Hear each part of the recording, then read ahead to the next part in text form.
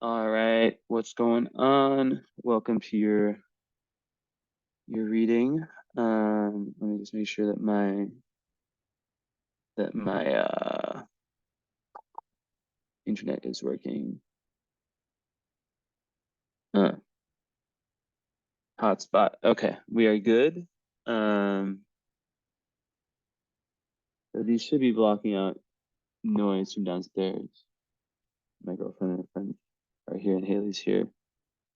But if not, I'll go in my room. Let me run a little test really quick. Test. Okay.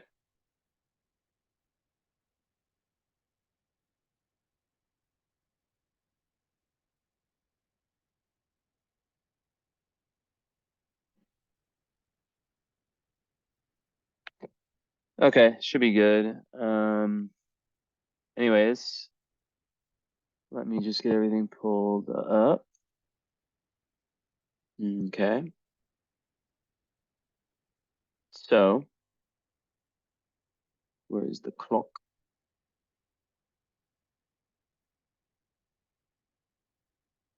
Okay. I might turn some music on just so it's because I don't think you could hear the music. It's less distracting for me.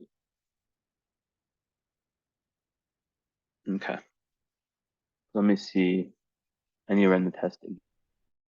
To see how if the music is heard.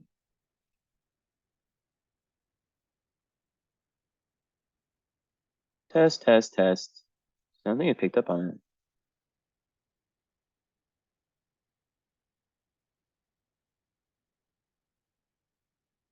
Okay, so I think we're good. 1 second.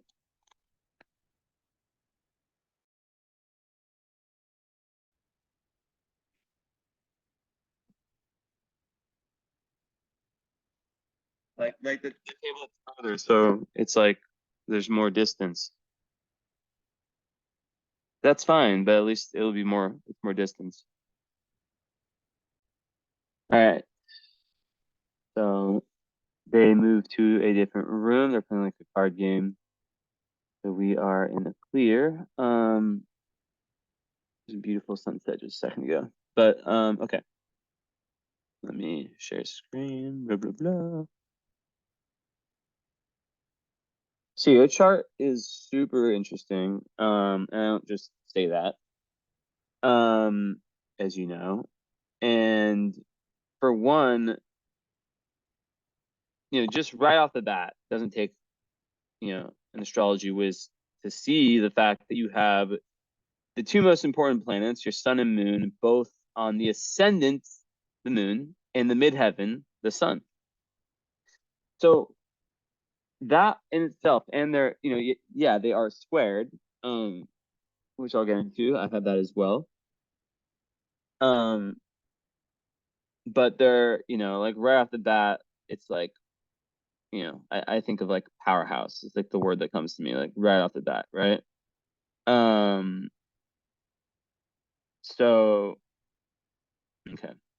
So basically being an Aries rising is like one of the biggest advantages you can have because because basically, and I need to check one thing actually. Let me undo the share screen.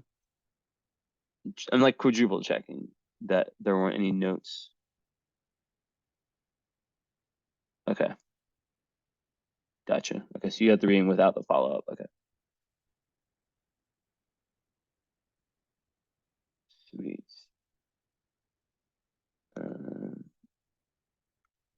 Change one thing. Wait, then I'm gonna make it your initials. So I'll change it to SC. Okay. So let's go back there. Okay. So So yeah, when you have an Aries rising, basically remember, like I don't know, I haven't looked at your Instagram once. I purposely for every reading do it completely blind. I don't like, unless it's like the rare occasion where it's like someone that I know, which in that case it's unavoidable. I try to know as little as possible about the client, so that the reading is like super objective. Um, anyways, so yeah, without like basically, so yeah, my point in saying that was that I wouldn't know like if like what your level of astrology understanding is. But let's just say that each house, you can see them here, 1, 2, 3, 4, it goes to 12, and in the system I use full sign. There is it's basically just like each yeah, each it's a little bit different than the what most people use, which is classes. But basically, being an Aries rising, every house, so the first house is associated with Aries, right? So if you're a Pisces rising, the first, it doesn't change. Like the first house is still the house of personality, and it's closely linked to Aries. It goes like through the 12 signs. Like the 12th house is linked with the last sign, the 12th sign, Pisces. So when you have Aries rising, Aries is the first sign, right? So it means that, for example, your moon in Capricorn is in the 10th house. The 10th house is the house linked to Capricorn. So it kind of creates what I like to call, I mean, I don't really have a name for it actually, but it's almost like this doubling down on that energy's purpose, right? So that's why Aries rising it's also the most rare rising with Pisces, um, the rarest. So yeah, um, basically at the moment of your birth, right? So the rising is like it's where from where you were in Singapore. The moon was was just rising. And let me see one thing. Okay. Yeah, that makes sense. And let me actually let me see, I'm always very cautious.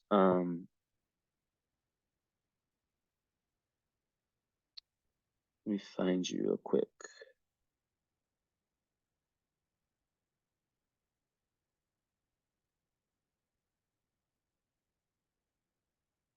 But without looking at any photos. Okay, so there it is. See, I like look away, message. Okay, so yes, it looks right. Okay, so you did say. Okay, so we're good. We are good. Okay, so I just wanted to confirm.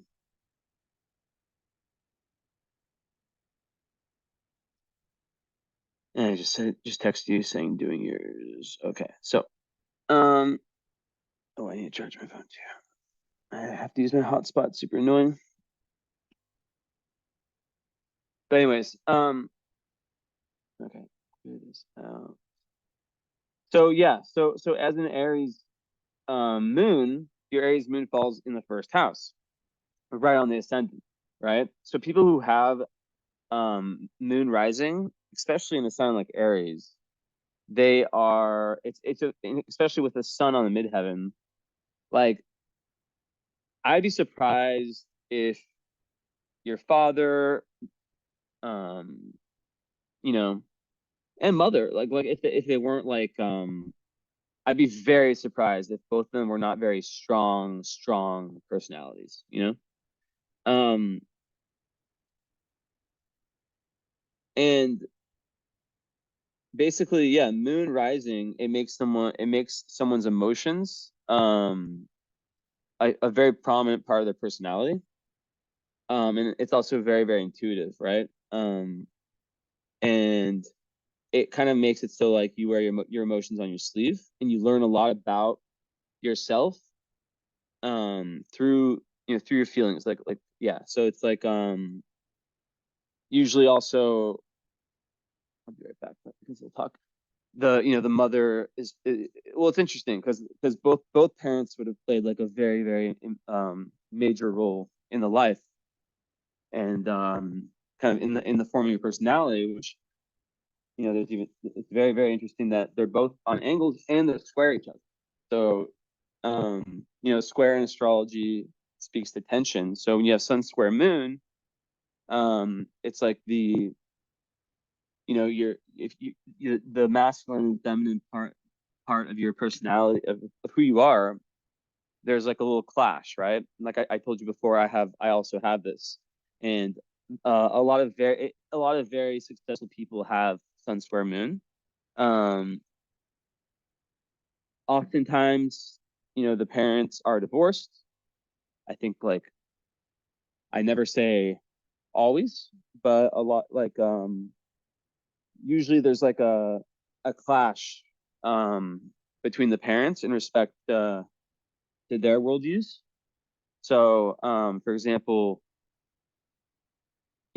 like, I did this because I wrote a book called Pisces Live Nine Lives. And in that book I wrote a part about my parents, and I never really like thought about this before. Like the main, because, like, basically, like, when you have that square, I feel like you're really trying to, it's where you're, okay, yeah, you're really trying to kind of like carve out your own identity. um but yeah, usually there is like, so in my book I was writing, like just it just showed me how different and clashing the, I guess you could say, like, the main, not message, but it's too bright. So just letting the main, we all take things from our parents consciously or unconsciously, right? um and it's not like, I'm not saying that you know we become super similar to them. um but with the sun square moon, it's like there would have been, uh usually, yeah, like I said, usually there's a divorce, or something of that, either like a divorce or like the two parents are very, very at odds with each other, um in terms of like their worldview, like what they think is important, what they stand for. So like in the book, like I wrote, the main kind of contributions or things that I took from both parents, and it's just so different, right? So yeah, that's typically what it's like. um and it creates kind of a conflict, right? So I've done therapy for, it's just kind of like a normalized thing in my family. Like, um I know in some cultures, therapy, if you're in therapy, it's like that's a problem. Um, I might door a little bit, but yeah, not for me. So basically, in the therapy, like a big chunk, because my therapist is like, he's not an astrologer, but he's spiritual, and he understands it, at least. So a lot of the work has been, um, or was, I guess, it continues to be, this potential to split, right? Which is where you have like for me, it's Sag and Pisces, Sag slash Leo, because Leo is my rising, and Pisces, my sun, and they're very at odds with each other, right? So it's about, how do you feed both mouths, and how do you have them come together. Now, with that said, Capricorn, um in Aries, it's cardinal, so it's different. But yeah, so it's Earth and fire. Um, I don't think that it is the most difficult square. In fact, oh God, Mika, come here. 1 second. Mika, you're the only one who's not allowed outside. Could you jump over? No, Mika. I have this like barricade, and one time the cats like jumped over. It was like worst day ever, and they fell like 6 stories, survived. Like the other cats or Fedix stopped trying to jump over it, but Mika's such a good athlete, she can like get up there. It's really high, but then you can get on the other side, and it's raining today. No chance she's getting outside. But yeah. Anyways, so basically there is so a big part of that work is like making sure that both parts get what they need. So the moon in Aries, right? Because the moon is very, very important. Has its needs, and then the Capricorn sun has its which is the sun is like who you are, your identity. The moon is the more feminine kind of what runs the show unconsciously, right? Your inner environment, your emotions. It's more of your needs, like what you need to feel comfortable, to feel happy, right? If you don't, if you're living, if you're not living in line with your moon sign, then it's very difficult to feel happy, to feel secure. So yeah, but basically like yeah. So a lot of times also with that square, there's like a disagreement between the parents on how you should be brought up. And yeah, it creates that kind of inner conflict between kind of like your nature and your emotional needs, right?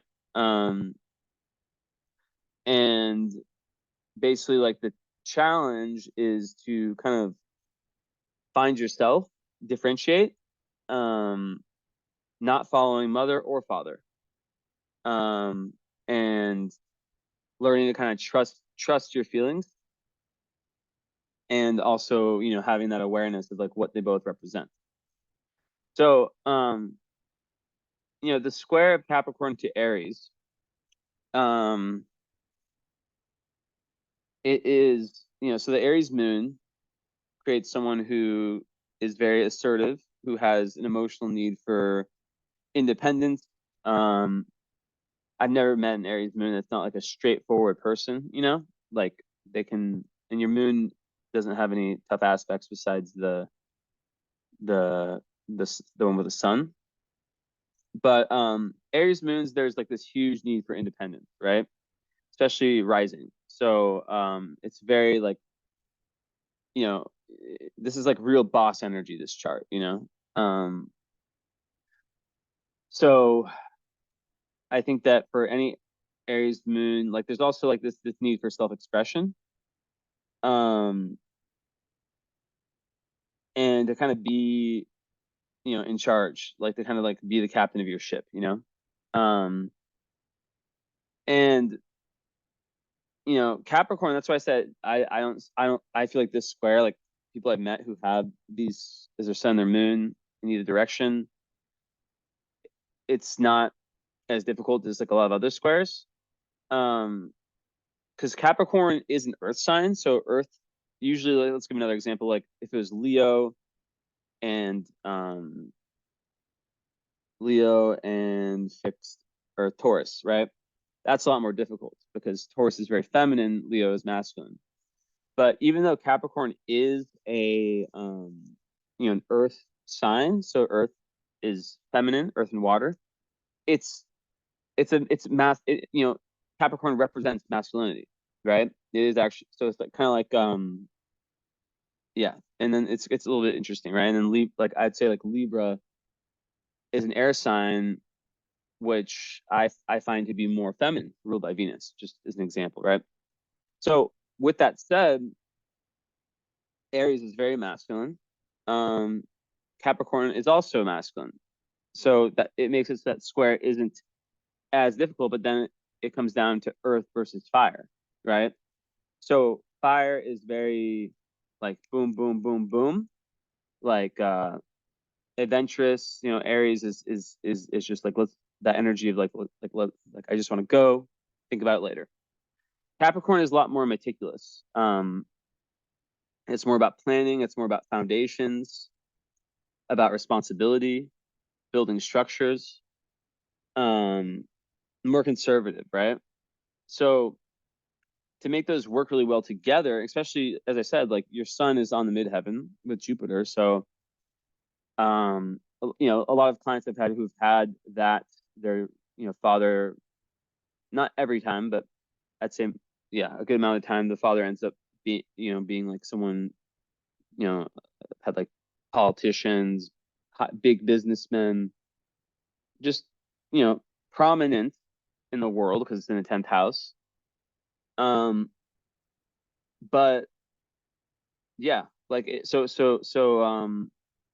can create that kind of energy where there can be sometimes like a sort of perfectionism to kind of live up to something, and like something in the family tradition, like be a doctor, or do this, be in business, follow, like there can be like that kind of pressure, right? um but people who have sun on the midheaven, which is the highest point of the sky, they are here to make a big difference, their mark on the world, right? And it's really about leaving behind a legacy, right? um so oftentimes it's very public, and you know it's about yeah, like people with sun on the midheaven, they're not afraid of the limelight. And also it makes it so Singapore, just without knowing astrocartography, would be a very, very good place for you, because you have your fame line, which is sun midheaven, and your moon ascendant. So it's like two of the best lines. So um that, yeah, you probably like, um it's probably, yeah, really good location for you if you still live there. um but yeah, so it makes someone very, very ambitious, and the Aries is also ambitious. And Capricorns, they care about their reputation. They want to do something that's really helping, or just like, yeah, just like, not necessarily like, the helping part comes from the fact that Neptune is also conjunct the midheaven, right? um because when you have Neptune on the midheaven, you with the sun, it can kind of combine. And even Sun and Neptune, which most of my Capricorn clients end up having, um their Sun conjunct Uranus or Neptune. So it makes them like kind of like a Capricorn slash Pisces almost, but it's like 7 degrees, so it's not like, you know like so close, but still. Spirituality, compassion, um imagination, even the arts, right? Like if you were an artist, I wouldn't be surprised, because moon rising, there's lots of like singers and artists that have that, right? The moon on the ascendant. So yeah, it's a really fortunate position of the sun. It makes the sun, the self, very, very strong. And yeah, like with Capricorn, there's that ability to set the goals and slowly, methodically move towards them, right? Um, so yeah, um, it's it gives a lot of resilience, but also any Capricorn placements, usually it's like after the Saturn return, things become a lot easier, right? So after like 30, 31, those years, there's like less setbacks. But regardless, like, it's in a very, very strong position. So yeah, your career, whatever your dharma is, would be very, very important to you. And you'd have a very high chance, especially with Jupiter in there too. Like, I don't say this in every reading, but like a very high chance of really succeeding at whatever you put your mind to. So the challenge comes when the Aries moon, there can be a tendency to, um, jump before you look, right? Um, so how those two play together is very, very important.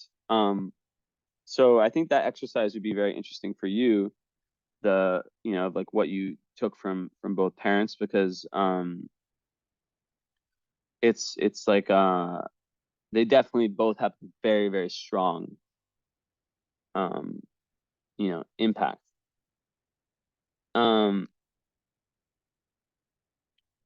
Yeah, so yeah, but like I've seen so many people with this, that because like it creates the kind of pressure, the square that's meant to be overcome, and then you can have like the fire Aries part that's like with the ascendant, where you're like able to self start, like have that vision, and then with a Capricorn, like see it through, right? While like someone with like um just Capricorn might have issues with kind of um getting started if they lack the fire. But once they did get started, they'd be able to water. They'd be able to really, really follow through. But when you have the air, and if it was just the opposite, right? If it was just only like a bunch of fire but no earth, it'd be someone who had a potential most likely to start a lot but not finish. So that is important to know. And yeah, having both, it's really a superpower. Now you see also, well, I'll get into the Black Moon later, but it is on the moon on the ascendant. So, that's something, well, might as well kind of speak on it. Black Moon Lilith isn't a planet. It represents more your lowest potential. It can also be transmuted into something, very, very like, it's like witch energy. But I like to think of it as knowing about your Black Moon Lilith sign and what it's doing in your chart. It helps you understand kind of like the lowest, like you at your lowest vibe. Like, for example, I have it in Scorpio. So when I'm at my lowest vibe and it's conjunct Pluto, like I can, really, really like have like those low vibe Scorpio kind of potentials, right? So in Aries on the moon, Aries is a sign that can be very dominant, right? So it can be around like bossiness or having things have to be your way, having to be first. Even like the potential of like bullying your way because of this massive power. So, the integration is really about, and also just with relationships too, there can be a tendency, especially with the moon and the ascendant and in Aries, to not compromise enough, to be way, because the Aries moon, it's like very much like in this lifetime, especially with your North Node in Taurus, your Dharma is very much linked to you, um, kind of finding yourself, right? And finding peace within yourself. So, um, what can happen with that? It can be like coming on too strong. So yeah, it's just important to to really lean into that earth you have, that Capricorn, and use it for grounding, right? Use it to really like stay grounded and make decisions from that place of groundedness, right? And I don't know what your human design type is. Kind of curious. I'm not a human design expert, but I wonder if you're a manifester.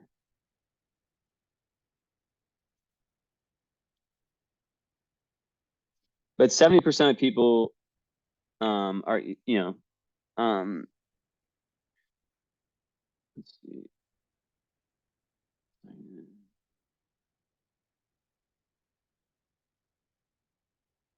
Come on, internet. Yeah, so 70% of people are some form of generator.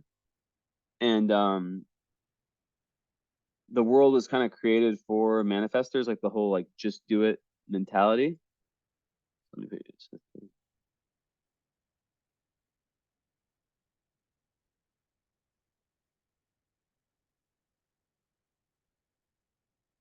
1 second.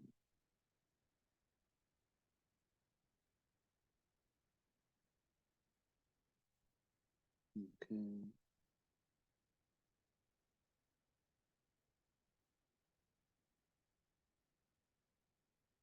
First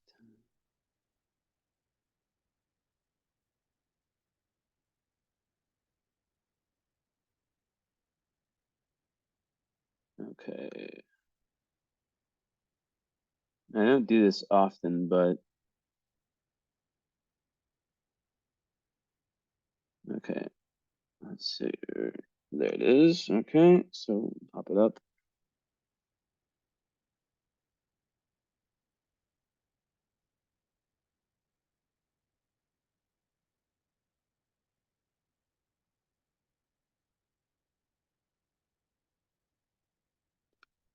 Freaking hotspot working. Okay, here it is.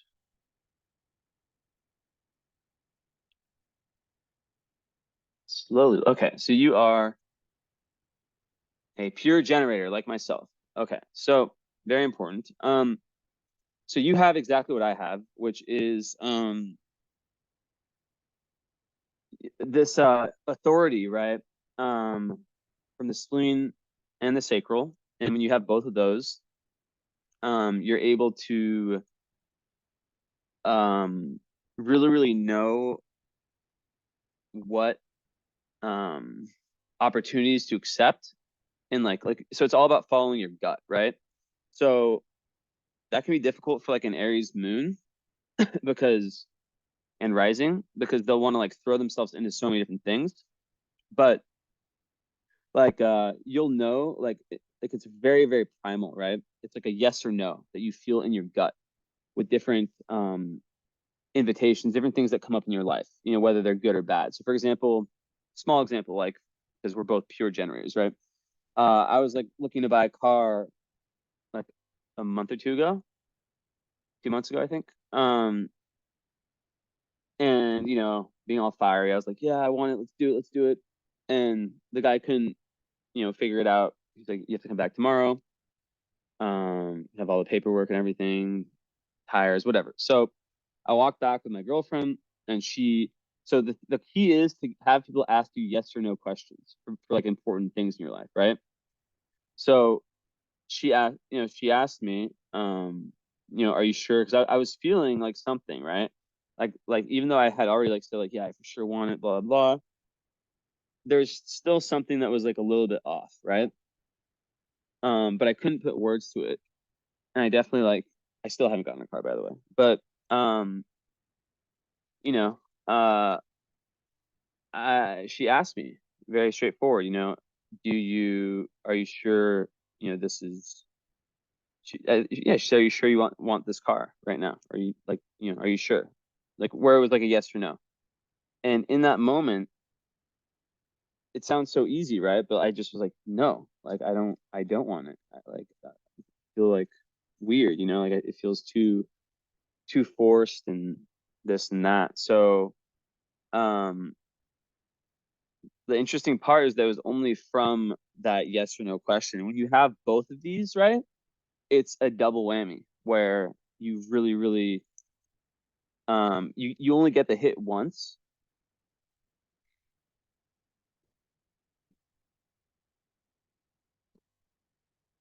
But like it's really important to like listen to that, right? Um, so yeah, and like right after I um, you know, made my official decision, I called the guy and everything was chill. Um, I just felt instantly better, you know. So um, yeah, it just goes to show you know, how important that is. Because with someone with a chart like yours in astrology,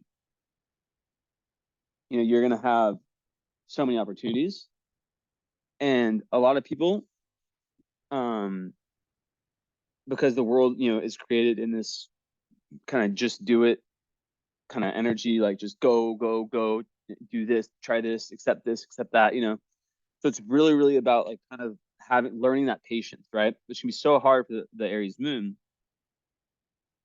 to know, like, what relationships to enter, right? To know what partnerships, if you're a business person, right? What jobs to take, right?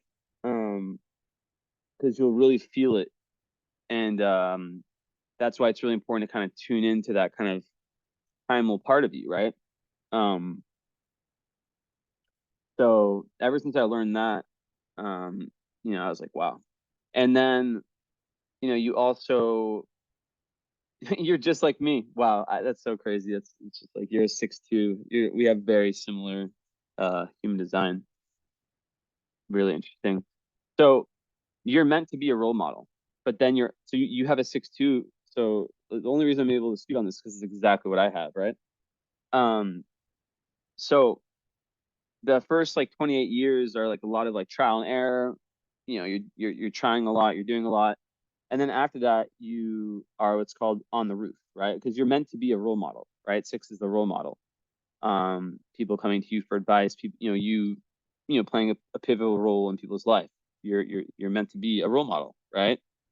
Um, so when you're on the roof, and I think it's from what, like around that time, so around like the end of the start of the Saturn return to like 48, those ages, you've been through so much in your life that you're usually not that affected by things. And it's not that you're like not emotional, it's that you're on the roof, right? So yeah, like it's kind of more of a time of like taking everything in and solidifying yourself, so that when the timing is right, you know everything kind of comes full force and you're able to be in your power in that way, right? But having a 6'2" can be a bit confusing, because there's a part that is very much like 2 is the hermit, right? So it's like the role model, which is the conscious part, but then the hermit. So like using me as an example, like when I but I don't do it, but if I allow myself to like not post so much and I kind of just like chilled in the shadows, your aura gets better and people are more attracted to you. Obviously I don't know what you do for a living, but when you kind of let things come to you, and it's just like having that trust that the right people, the right opportunities will come, as long as you're not taking like a approach which an Aries moon would never take because it's so action oriented. But the key is to not just like overly push, right? Because that can bring the theme of satisfaction versus frustration, right?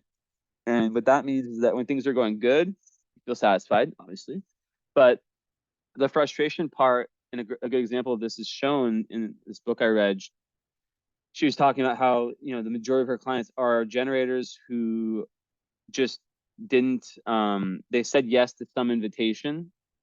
A lot of times it's like with their job, career, whatever, that didn't really truly sit well with them, right? It wasn't really what they wanted to do. And I'm gonna turn my video off for a little bit so I can get in my meditation zone, crystals. But yeah, so she was saying like how like the majority of her clients are generators who kind of try to act like manifestors and didn't allow things to come to them enough. So just want to add that in there. A little human design for you. Yeah, to really have people close to you ask you yes or no questions when it comes to the things that you deem as a big deal. Like me buying a car is a big deal, right?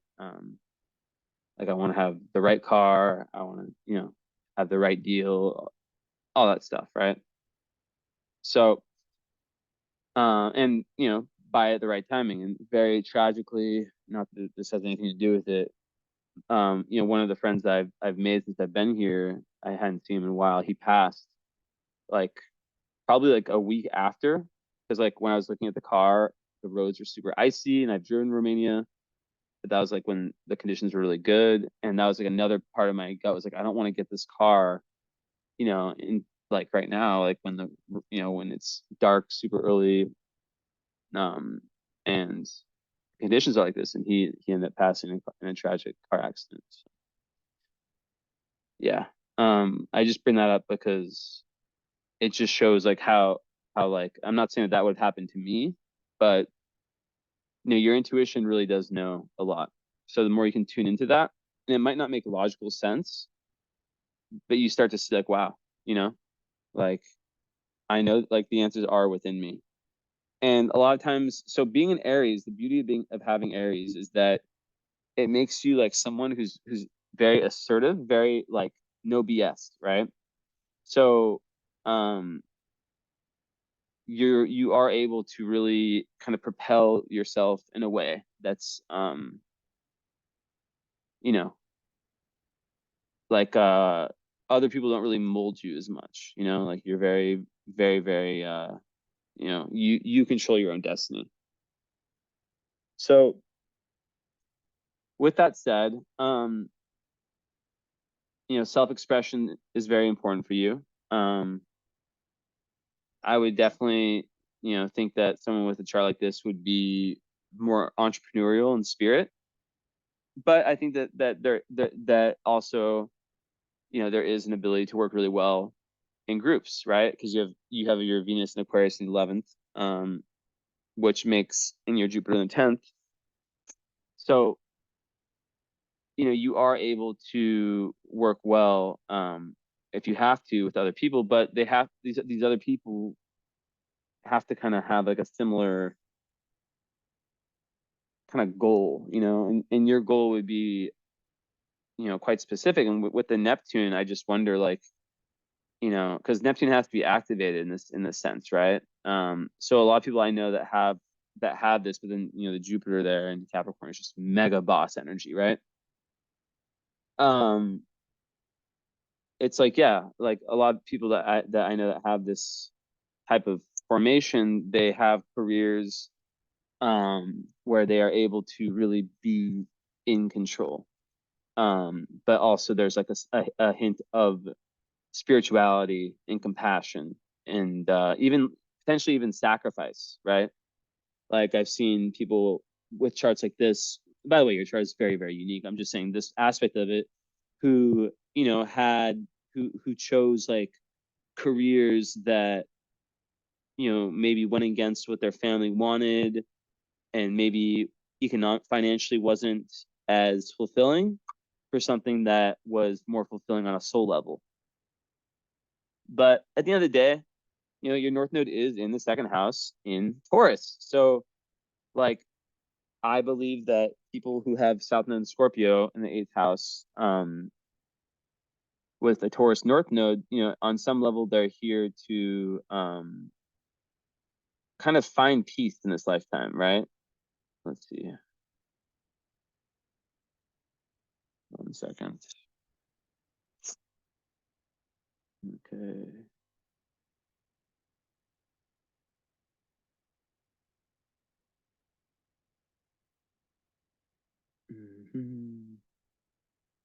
Yeah, I was just looking because I saw a kite, that I just want to make sure it was with plants that I deem worthy of that. But you do have, mm, mm, is it 1 degree?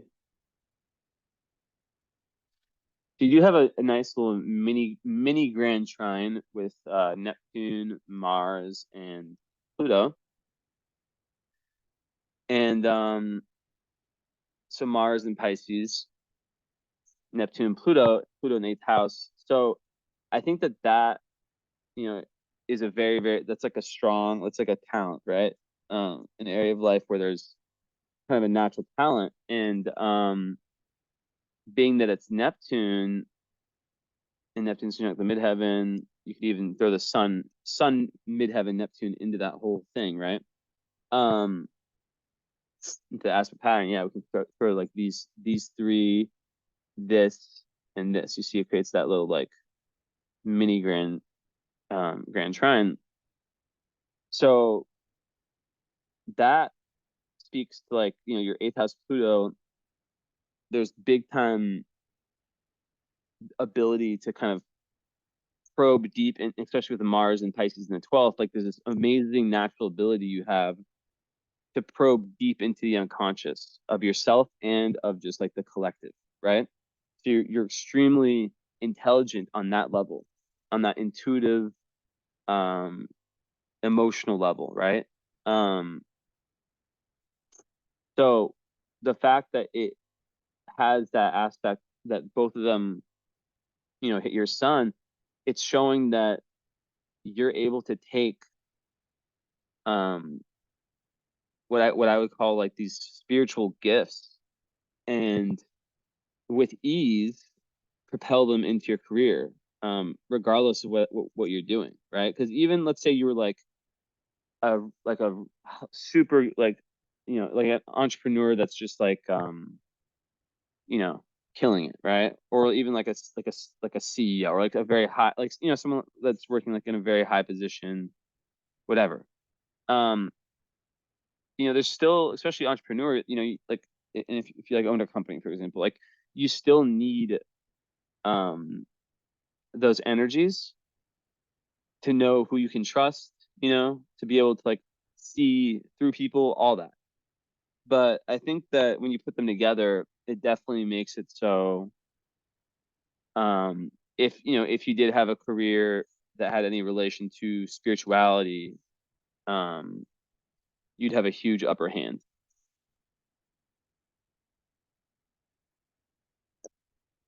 So that's very nice.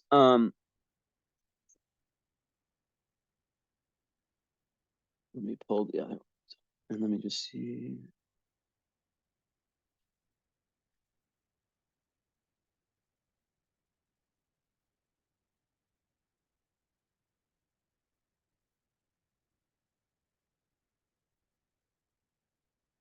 Mhm.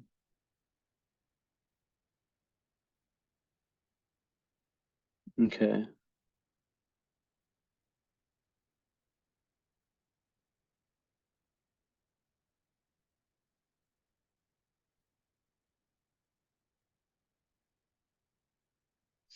Got it. All right. So let me pull everything back up. So,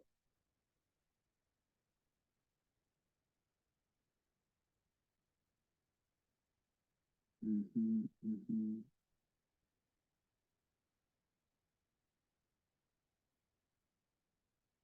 I'm just looking for something.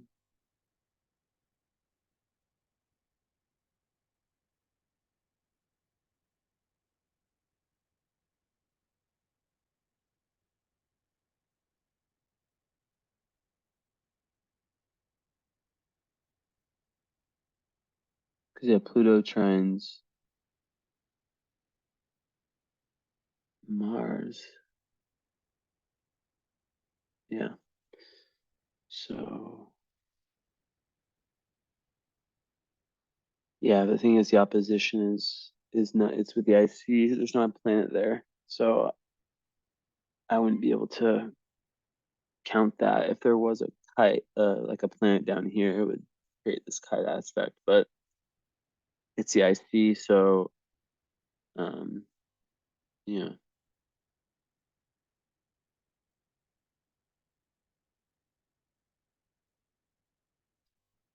the opposition of, I guess you could say, like, yeah, I mean if you did want to kind of speak to that, it would basically be more about how resolving like the highest potential comes when, and where's the Chiron? Yeah. Okay. So yeah. This is super interesting about your chart. I was actually looking at your chart for a while yesterday, which I usually never do. Um, but yeah. So a lot of the resolution would come from really going deep into yourself, into your childhood.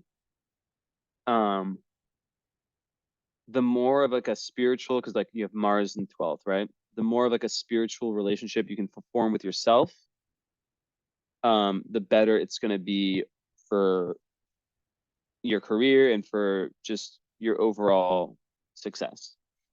Um,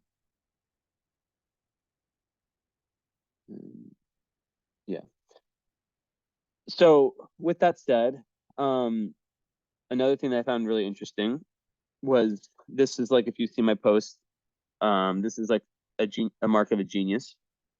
By genius, I mean someone who thinks outside the box, someone who's inventive, someone who, um, with Mercury and Uranus together in Sagittarius, you're able to receive flashes, downloads. So it goes even further with the human design thing, right?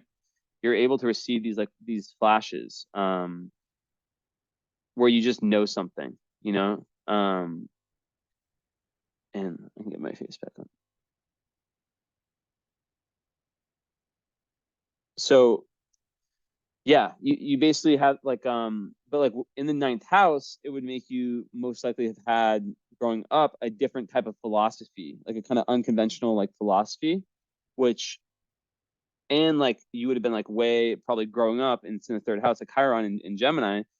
So I see this a good amount with my clients, right? Because I attract a lot of times very, very, very intelligent clients. But but they're kind of like ahead of their time. Like, so in this case, like you would have been like ahead of your time growing up, and maybe just like having like philosophies or interests, you kind of like a way of seeing the world, and even things you talked about that you know made it difficult, for other kids, maybe even siblings, to relate to you about. Um, it can also make someone like, yeah, very, very inventive, so super creative, um, but very ahead of your time with your opinions. So if your family was quite traditional, my best friend grew up in Singapore, so I know about Singapore. I have a lot of clients from Singapore. It's very interesting the last year and a half. Um, so maybe there's like some kind of like spiritual revolution happening there, like, or kind of like brewing there. But I do get a lot of people from Singapore, which I find very, very interesting. But yeah, with the Chiron in Gemini, um, a lot of people who have that, they have some type of pain around their idea, of their own intelligence. Now, this like a lot of times it's been worked through by the time that they get the reading, but um, this is the like literally I've seen this so many times, right? Where the person has like some kind of Uranian um aspect with their brain, um where because of that, and really in reality it's like it represents you just being very intelligent. Sometimes Uranus, Mercury can make someone like you know talk a little bit faster, and kind of just it can be hard to kind of like the mind is just moving. It's a very independent thinker, but the mind is moving so fast. Like, it's a very stimulated mind, right? So it's like very brilliant. But it can create kind of an eccentric genius, right? Um, and it's also, yeah, I said like psychic abilities, intuition, but ideas just come out like it's just like woo, woo, woo, woo, right? And sometimes it's difficult to know what to do with these flashes of insight because they come at like lightning speed, right? Um, so so sometimes the person with this can just like kind of know things, but like not have like the methodical analysis, I don't know. So and sometimes that can lead them to issues with an Aries moon, especially, where they can like jump to conclusions very fast, and also become very, very bored if they're not super interested in whatever they're studying, or whatever you know they're doing. They can get quite bored. So yeah, it just very unorthodox thought process. And it's linked to astrology, Uranus. So your mind, maybe you're always interested in like topics that other people weren't, and because of that, it could have created an idea when you're young that there is something like wrong with your thinking, So a lot of clients that I've had have with this type of alignment have had that experience, right? And yeah, it can create lots of impatience. So learning to like meditate is so huge. You have this to slow down and meditate because like a lot of mental exhaustion can come, and you know, with that Mars and Pisces, you know, you really in the 12th house, there can be a potential to have that your sense of personal power somewhat eroded. And people with 12th house Mars sometimes like it feels like they can be going in circles, you know. And they can kind of have like these emotional outbursts out of the blue, and feel like directionless at times, you know, like a loss of direction, meaning. So, and in Pisces, there's like a huge drive towards a more spiritual path, right?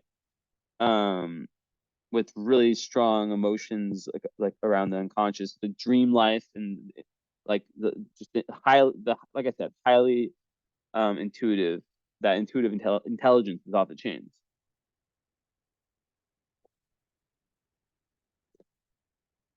But the thing with that, the best way to use that, right, is to um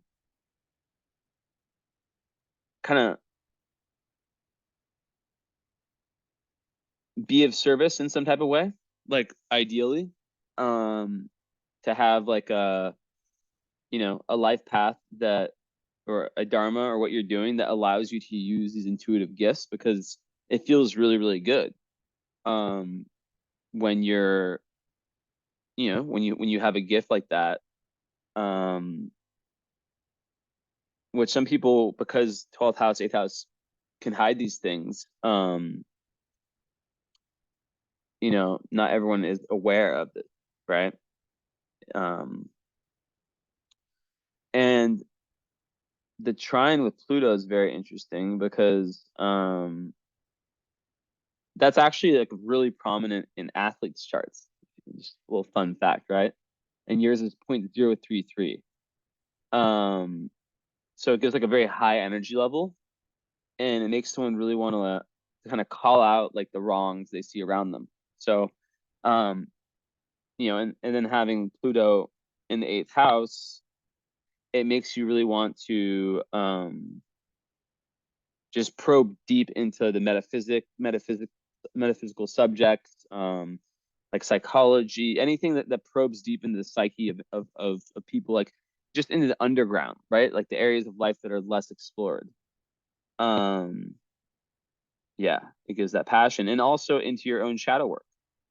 So, yeah, there can be lots of like, I think with an 8th house Pluto, like I really, really lean on the North Node and Pluto in my readings, right? There's this huge battle between soul and ego, right? Um, between what the ego wants and what the soul needs. And I already said with your sun square moon, how that can be something also, right?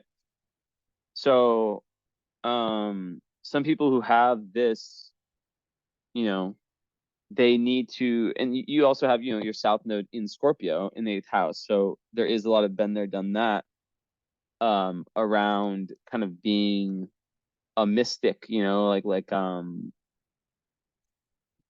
and being very like kind of like karmically like very intuitive, like emotionally intelligent. We'll see what the asteroids and stars say in a little bit. But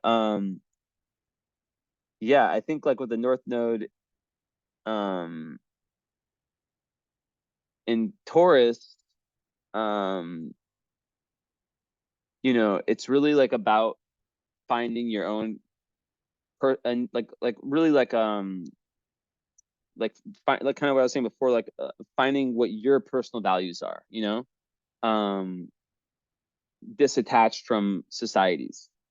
So yeah, and then with the South Node in Scorpio, North Node in Taurus, it's about change, right? It's about overcoming like any distrust of change, and creating outlets for for your emotions, right? So learning to kind of like with the Aries moon to kind of ground that part of you, because sometimes Aries moons can like hit out at people close to them.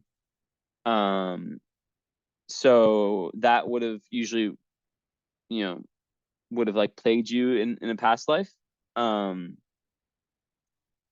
So a lot of people with South Node Scorpio, there is like some kind of like past life trauma, and it's square. I think that's Venus, right? Yeah. So so Venus is an interesting one. We'll get that in a sec. But it's really about just like, yeah, learning to trust the process in life, and understand that change is a very important part of life. And once again, you're trying to find this like real peace and stability, but not only through, sometimes people who have this type of alignment, it will be like too much through materialism and stuff like that, right? Which I'm not saying you're not supposed to have money. North Node and Taurus, second house, like, that would be someone who's meant to be very successful materially, but it's about finding that balance between the material and the spiritual, which are showing up in different ways in your chart, right?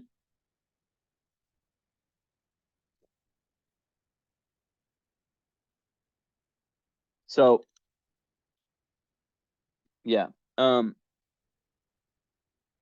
Mars and Pisces is interesting, yeah, because yeah, it's a potential which doesn't really align with the rest of your chart. Sorry, I keep scratching my beard. I really need to shave it. It's like it gets like this point where like just overnight where like it just starts scratching a lot. Like so annoying. But yeah, there can be like Mars and Pisces sometimes it does trine Pluto, so and you are an Aries moon Capricorn, so has a very strong personality, but there can sometimes be like uh escapism and kind of there's definitely like a need to kind of like follow that internal drive towards the spiritual path, right?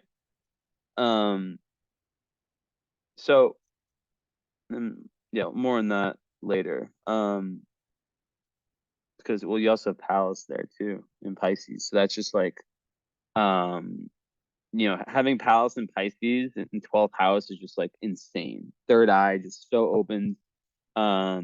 You can really kind of naturally kind of understand everything esoteric and spiritual. Um, and you just have this amazing wisdom, which having like a Mercury, which is your brain in Sag, right? Um, with Uranus, like I said, it can create like a genius.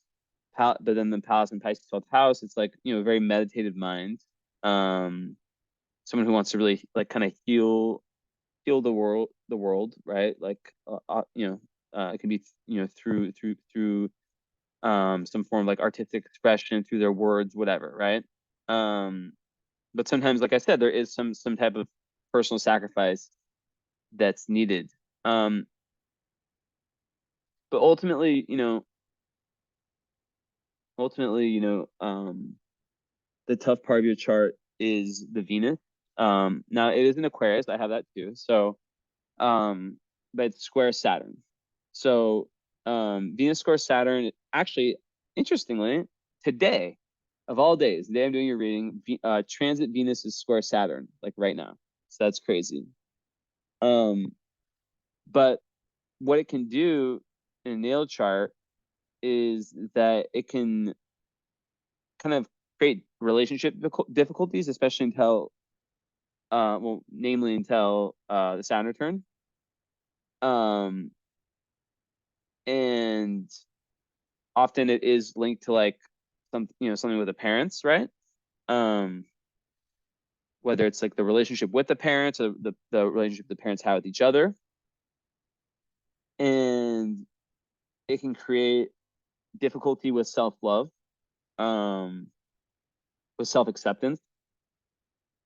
And it can just really like put off like the most important relationships, which can be very frustrating, but you're past Saturn return, so that's good. But it is really, really challenging aspect. Because, some people would say it's like, yeah, it's definitely like in the top of the most challenging ones, because, love and happiness are, are huge for, two of the most important things obviously in life. And it just makes it kind of difficult to achieve those first 30 years. And there can be at its core like a kind of a fear of like rejection, um, abandonment that can lead to like isolation and loneliness. But with this one, like a lot of it depends on, what you receive from your parents. Um, especially the father with being Saturn, because you definitely would have like needed like a lot of like, support, encouragement. Um, but so like it is really important. And if you do want to get a follow-up in the current astrology reading, also, like most people do that, let me know. We can talk about all this stuff, and I would give you a big discount on that. Just message me. Um, but it's, if you were like criticized a lot growing up, it can really have had a huge effect. So, with that said, it is a square. Squares are meant to be overcome, and like it's all about self-worth, right? So Venus is, people think, Venus is like just love. It's self-love, right? So you can only have good relationships when you have that self-love and self-acceptance. So the more that you are able to like find that self-worth, um, that obviously just like is mimics like the success with relationships, right? Um, a lot of times people who have this, like, their families, like they might have this like goal that's kind of like different, like than what their family wants. And they don't get like the encouragement of like, yeah, you can do it. But then that gives them extra, it's either they crack or they use it as like extra motivation. So it's really important to like look at any kind of like negative like messaging that you reinforce, like self-limiting beliefs, um and so like doing like affirmations is really, really strong. And just like learning to project like a really positive self-image. Because yeah, I've seen people with this who, especially if they got married before their Saturn return, got divorced. um like I've actually seen the pattern with this aspect, of people who had like either like a marriage, like a very major relationship that was quite codependent, and then went through like a period of, of real deep kind of getting into themselves and the shadow work and all that stuff, which, I do astrological counseling also, so I help some people through that work. But overall, they go through that, and then their next relationship is very, very, very good, because Venus and Saturn together, once the square is resolved, Saturn is the glue that holds relationships together, right? And like I also do compatibility readings, like Venus and Saturn. It's very, very good for the most part, right? If you have those two, like with like having Saturn in relationship astrology, it's the glue that holds different relationships together through tough times. Now the Saturn is interesting also, and yeah, so then the South Node is square Venus, right? And it's conjunct Saturn. So I think that, there's probably something with there's a very karmic element to this, right? It's not coming from this lifetime. Yeah, it's mimicked in this lifetime, but it's not coming from this lifetime. So like the struggles, so having Moon on the ascendant though in Aries will make like, that's like the best boost you can get to get past this, right? Um, but like having a South Node Saturn, or South Node with Saturn, it would make someone have been like a very hardworking, responsible person. So, you know, they need to like not overwork themselves like in the wrong way. Um and hmm,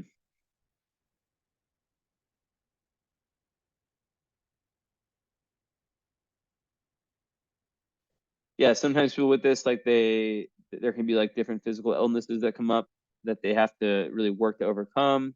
It's all psychosomatic though, right? So it's like a lot of times it will come when some emotion hasn't been resolved, some underlying emotion hasn't been looked at and resolved. And yeah, like um that's usually how it plays out.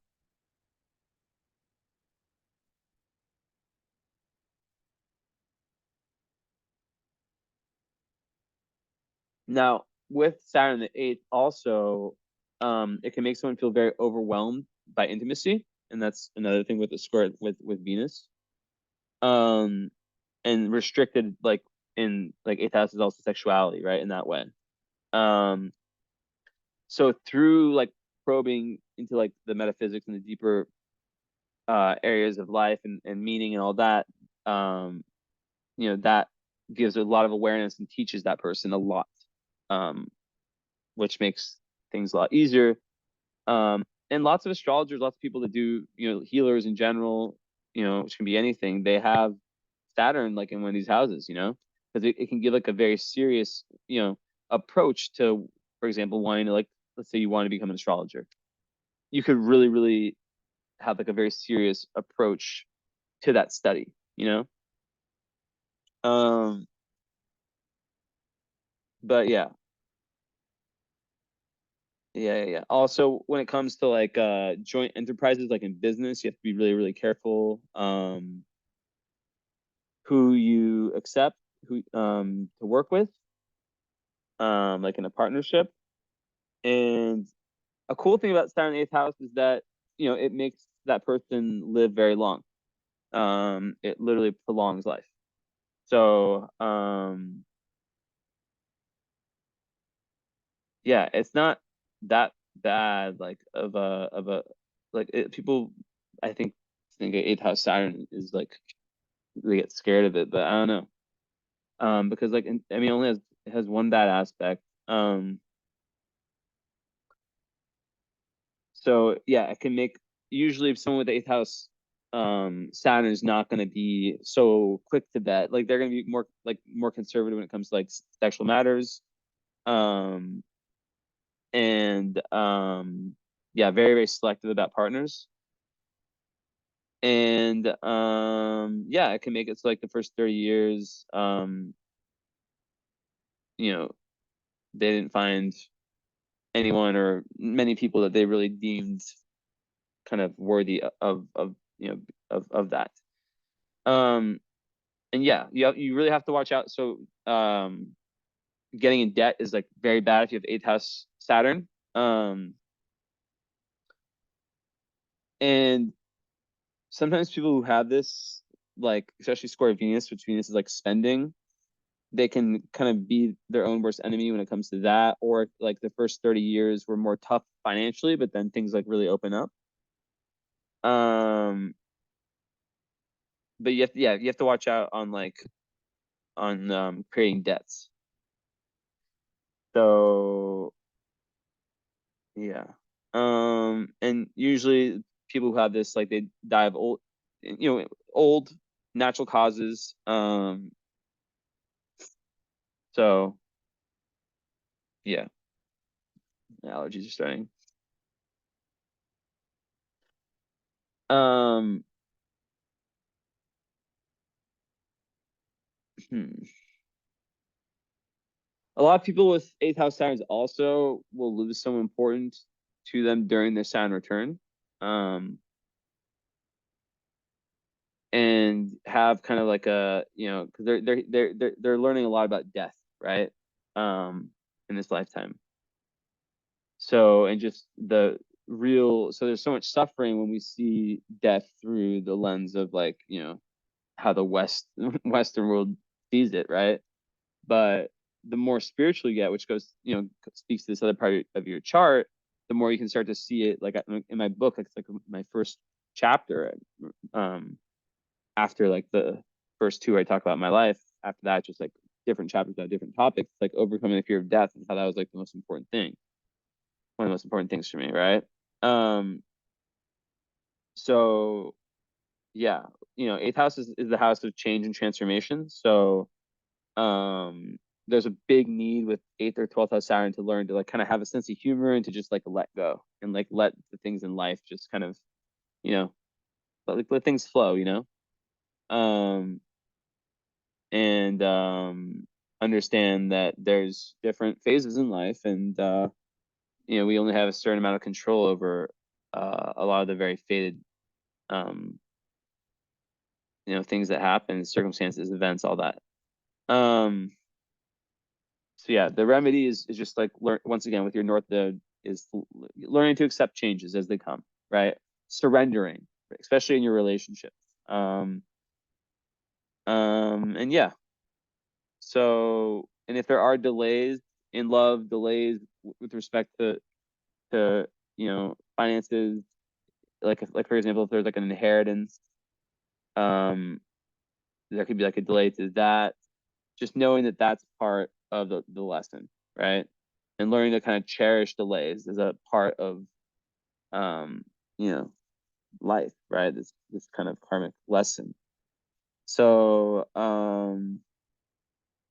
yeah. Another thing is to break some sexual taboos, to kind of rebel against that kind of conservative Saturn. So yeah. Um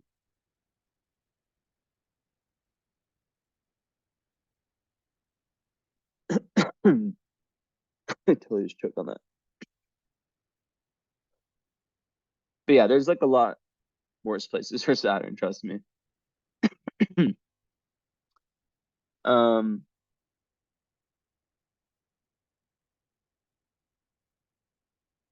yeah, I think that's trying to think if there's anything else.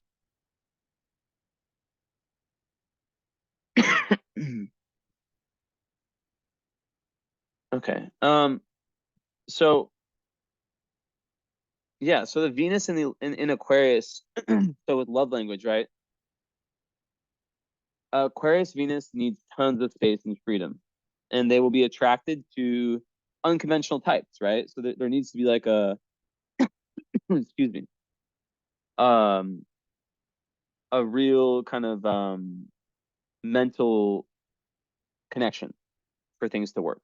Um, they'll be attracted like the eccentric types of people, right? Um, and in the 11th, it is very good for you know um it really makes someone it's very good for attracting the right kind of friends, and it just gives good fortune when it comes to that area of life. But being an Aquarius, there'd be more of a desire to have like more unconventional kind of people, and you might even find your relationship, like if you were to join like some kind of organization or some kind of group that really reflects that kind of Aquarian, like humanitarian uh part of you, you could potentially like find love if you might already be married. I'm just saying, like, I would read your chart the same if you were 21, 25, whatever, within that organization. um but yeah, usually Venus and Aquarius, like I'm one I told you before, like enjoy, Venus Aquarius people like big groups of people. They like to be parts of not organizations, but just like, yeah, or like anything that really speaks to their soul and what they really value. It's really important. And because you have all this leadership energy with your Capricorn on the midheaven, Jupiter there, it would be highly likely that you could be someone who could even like start something and be the leader. um yeah. So um let's see. So more with love, Juno, and the descendant. Wow. In Libra, there is a desire to have like, very like, I think that gives a real power to see the beauty. It makes someone really, really want that marriage, really committed relationship. It's like a big goal, and they're really able to see the beauty in the other person, right? Um, and Juno and Libra, I think that yeah, there needs to be like some equality, some level of equality in relationships. There needs to be that peace, that harmoniousness, or harmony, I guess would be the word. And yeah, like it's also air, so it's like going back to that kind of mental, that ability to really communicate well and be on the same page.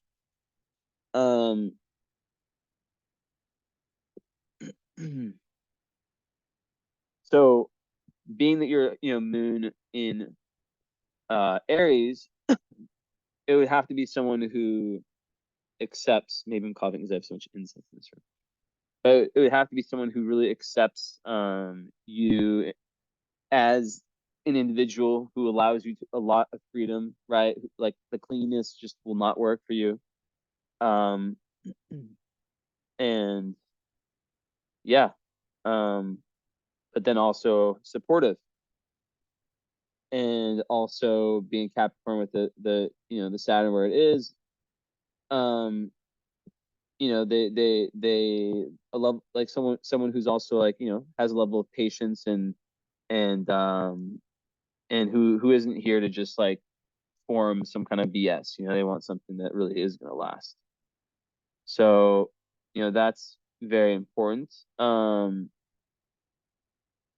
So yeah, I'm curious. So yeah, if you do want to do a follow up and a current astrology, that's what most people do. It's typically it would be 530 US dollars, but I would be happy to do it for, and basically that's like a live session where we speak live. First hour is follow up. Second one is, which we just talk about, we go over this, we compare what I said here to your lived experience. And then it's usually 3 hours total. And the other one is current astrology, like kind of your current astrological weather, all your transits, how all that is affecting you, how all that is changing. And I call it current astrology / spiritual alignment because it's more than just me telling you your solar return and all these different predictive techniques. So keep that in mind. And yeah, so I would do it for a total of just 400 total, not including the fees, which would probably be like $12. So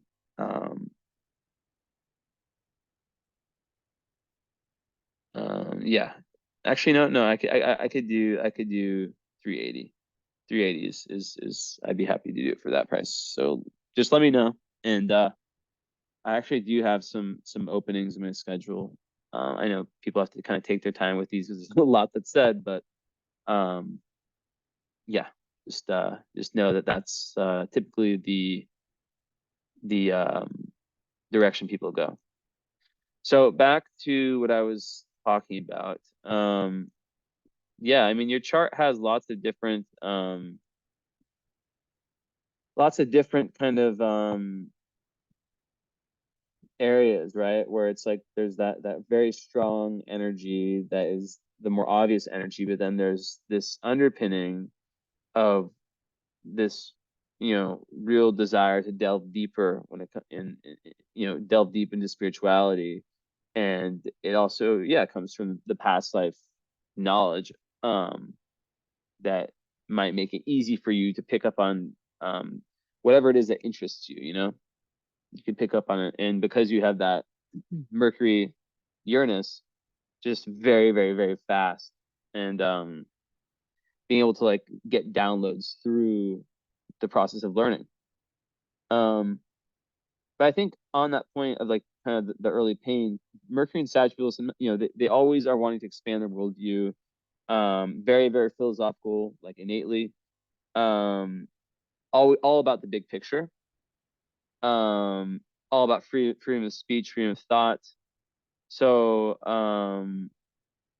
yeah, like, I think that also Sagittarius can sometimes like blurt things out, right? So that could have been, uh, what may have happened, or a kind of a tendency that led to the Chiron and Gemini. So, yeah, your part of fortune where it is interesting. It's around the IC,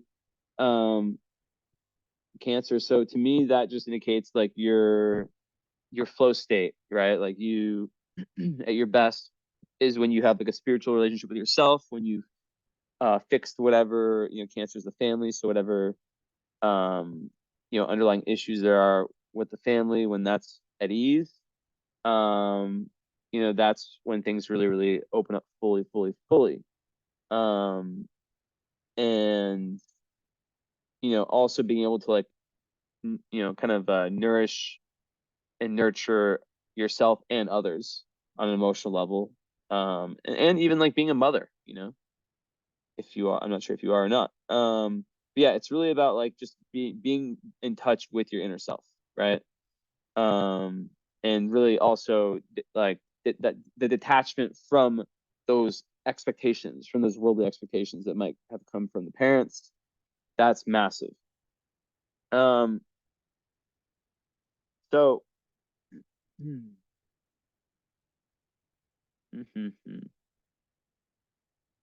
yeah, you don't have that many like big aspects. um Moon trine Uranus is another one that's like very interesting because well, the moon yeah, so that just gives someone lots of, it makes them feel very free to express themselves in that kind of unconventional way. And because it's a trine, it's like you're very unique, but it's not like a square where like it doesn't bring the issues that a square would bring or an opposition would bring, which is usually like around kind of pissing off more traditional people. um but yeah, someone, it just makes, kind of speaks like a very innovative person, someone who's always kind of doing their own thing. But also you could be someone who wants to move, yeah, change houses or change where you live a good amount. um but it's very, very good for this big part of your chart I'm talking about, which is around making you feel comfortable with who you are, like regardless of how different it is to the people around you. And usually people with this are found to be like quite stimulating. um and even if they're unconventional, it's not seen as a bad thing, or you know what I mean, like they're not like looked at as a weirdo typically. um and it speaks further to that, yeah, that need for personal freedom, and just friends of all, from all walks of life. And it's also, moon in Uranus is another indicator of potential, claircognizance, or some type of ability where you just know things, um you just know things without having learned them. Just very, very sharp intuition. um so it's actually really, really good for an astrologer to have moon trine Uranus. So yeah, and it's just like fun, like people with this will often get kind of like an urge, especially with an Aries moon, just do something crazy, impulsive, and then generally it ends up working out in your favor, right? So um and it's a really good one for your North Node because on an emotional level it will make someone feel comfortable with change usually, right? um so yeah, and it makes someone definitely want like a more creative career. Freedom has to be a part of the career, I think, with an Aries moon. You want to be in control of your own destiny. You want it to be allowing that genius energy to kind of work for itself, right? So definitely self-employment. I've said that many times already. It would be a great aim. Even if it doesn't make complete sense, it just works better for your chart. So besides that, yeah, there's just lots of ability to work well with other people. Even though there is the entrepreneurial part, you can work well with other people. And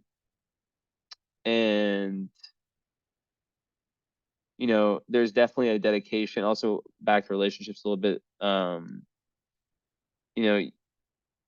There can definitely be a real dedication, like if you're in a relationship, to making things work and keeping things, kind of working hard at the relationship.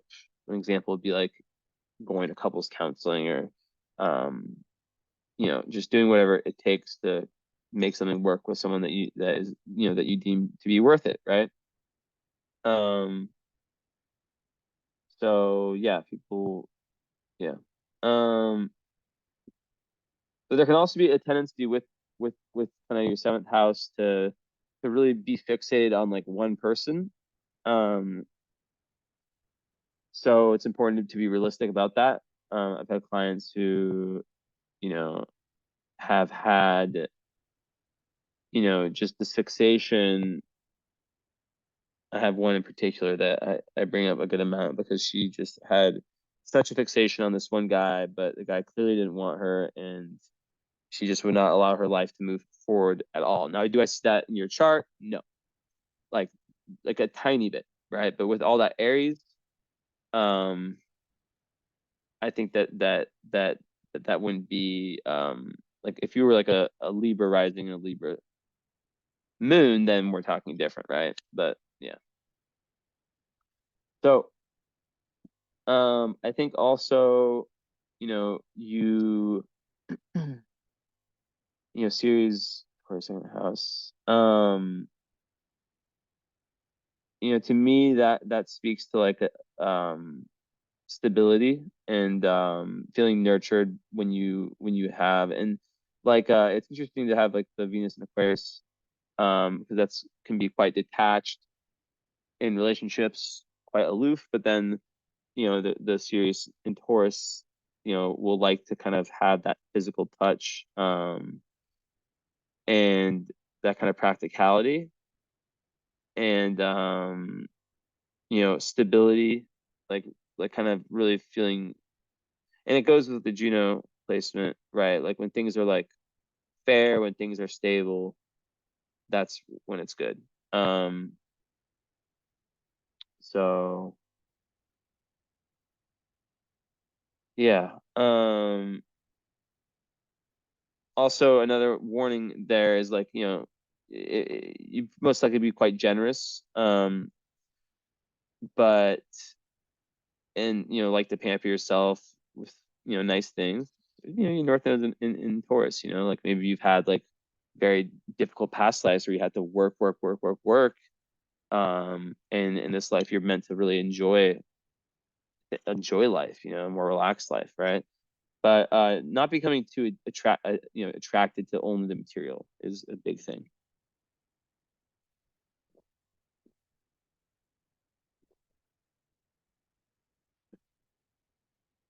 But yeah, the eighth house, how it is,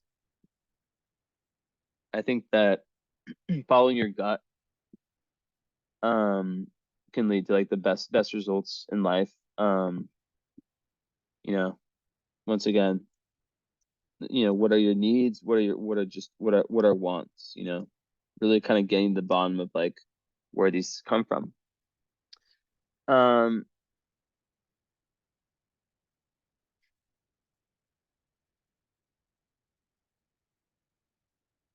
because yeah, like I said, like the Neptune Sun midheaven all together in Capricorn, with Jupiter there, you'll the right, like when you're, the Neptune 10th person wants to be of service in their profession, right? I already mentioned how sometimes there can be like a feeling sometimes of sacrifice when it comes to that, but it gets rewarded by having Jupiter where it is,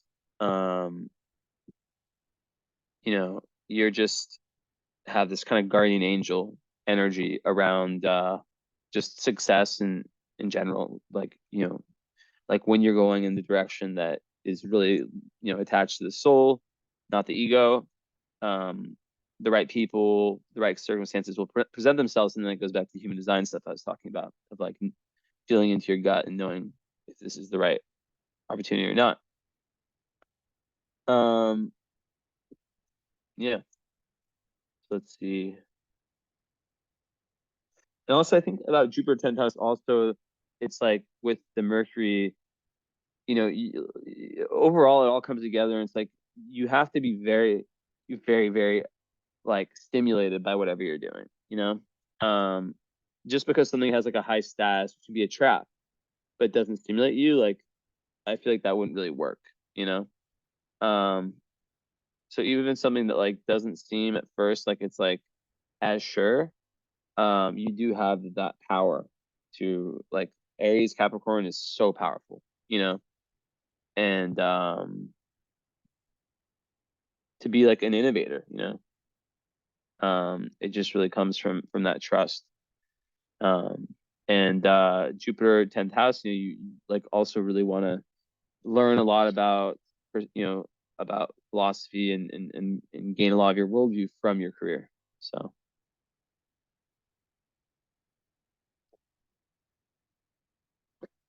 oh yeah, one other thing is that relationships for you will be like a huge area of um it'll be like really like that's where you're gonna learn a lot from your relationships, almost like your doorway to like a higher level of awareness, and they will be extremely faded. So each if you've had several or whatever important relationships has a role. So yeah. um let's pull this up.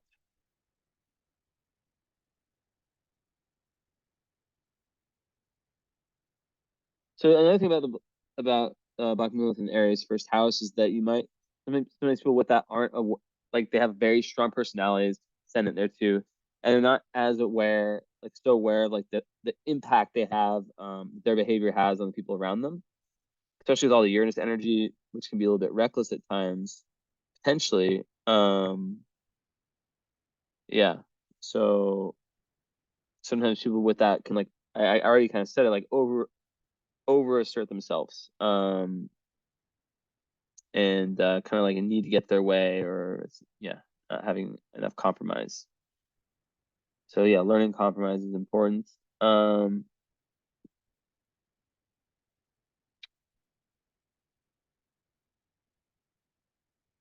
I think it all goes back to developing that spiritual relationship with yourself, right?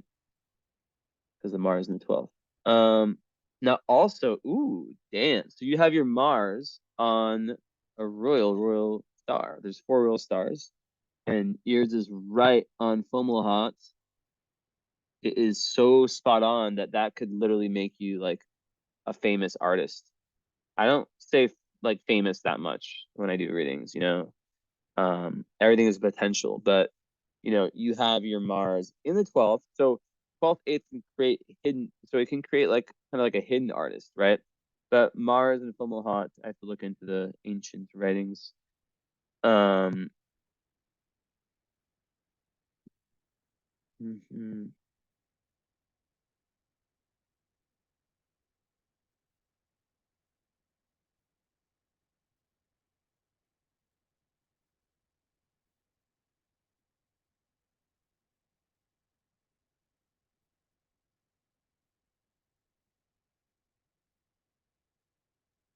1 second.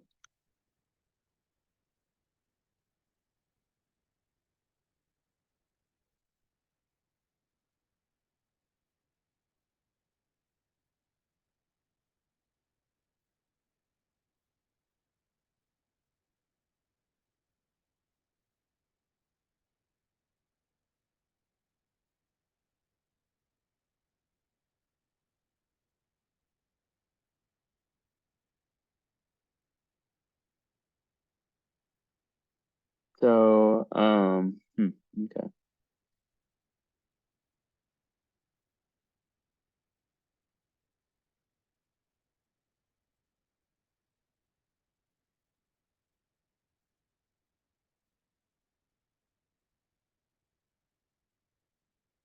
Oh, and, I forgot to mention. So another thing about Mars, so in the 12th is that there can be secret enemies, right? Um, that's I did not say that. Yeah, so that's you got to watch out for that because you have that very strong personality. Mars 12th can definitely create and I just posted about this the other yesterday, I think, right? Like the most dangerous type of enemy is someone that used to be like a really close friend because then they know everything about you and yeah. So it goes kind of back to like that discernment, right?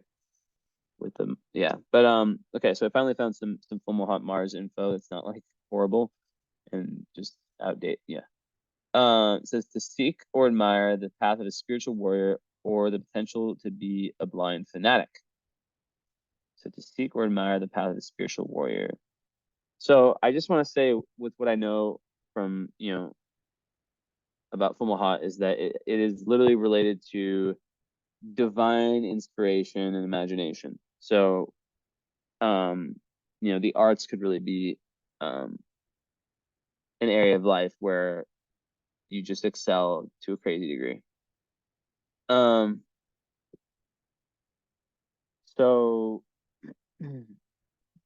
let's see.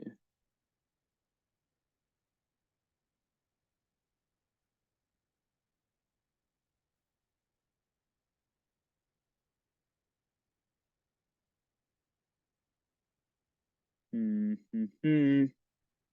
Yeah, so I think that like there is lots of spiritual protection around all of the fate that I spoke about relationship wise. So I just want to throw that in there.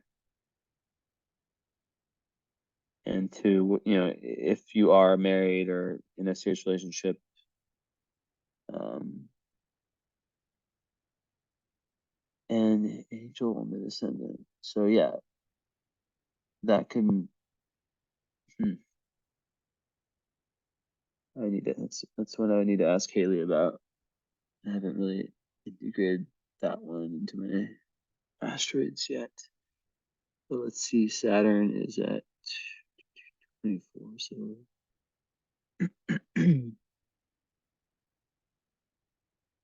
okay, and I'm like staring at numbers. If you can see what I was looking at, or what I'm looking at. It's like a million numbers like stuck together. Okay, 15, 16.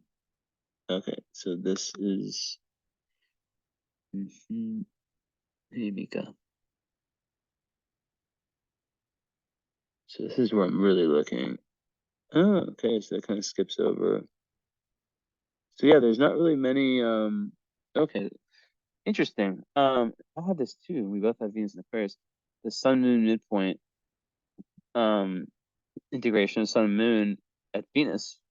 And that's kind of like a very interesting way of kind of showing how the full integration of your your sun, your moon, your feminine, your masculine comes from um kind of the real self acceptance of yourself as being someone who's probably different from you know um people around you that you grew up with or that and just really understanding that that the identity is not meant to be um like like family and you're really meant to carve your own road out. So yeah, anyways, it's been a pleasure. Let me know about the other reading, or if you want to continue and get the follow-up plus current. I told you 380, so you have to remind me that. And yeah, hope you enjoyed. It's a pleasure. Really interesting chart, and I'll talk to you later. Thank you for your patience once again. Okay, ciao.